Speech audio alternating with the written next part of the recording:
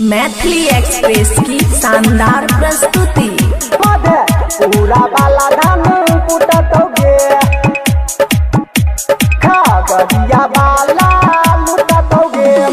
DJ Guddu कुटतोगे खुशी recording studio बलुआहा। उघारी के चल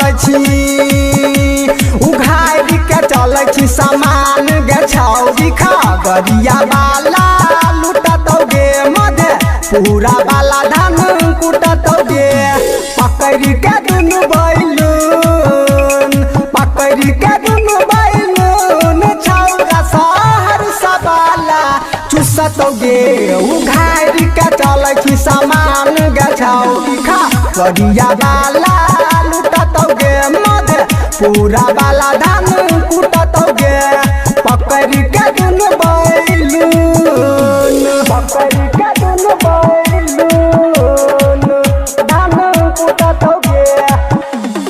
डीजे गुड्डू मधुबनी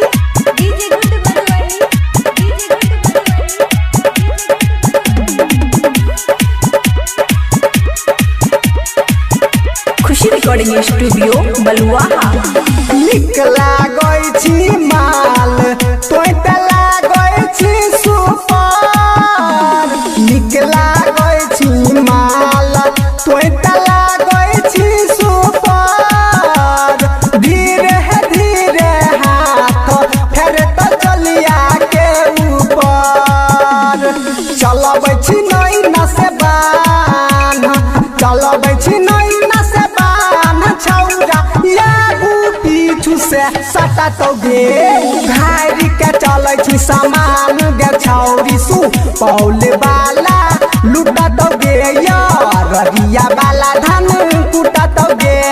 पकड़ के दुनु बैलून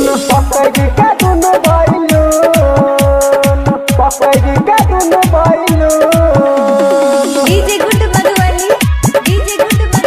धान कुटतोगे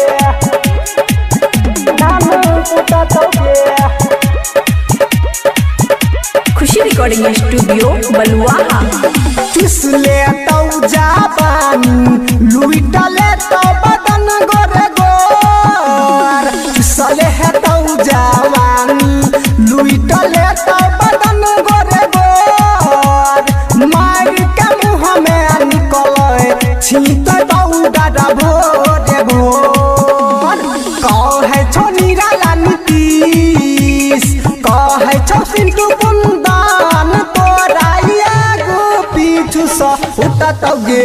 उघारी के चलै छी सामान गे छौरी मधुबनी बाला लुटतोगे भागलपुर बाला धान कुट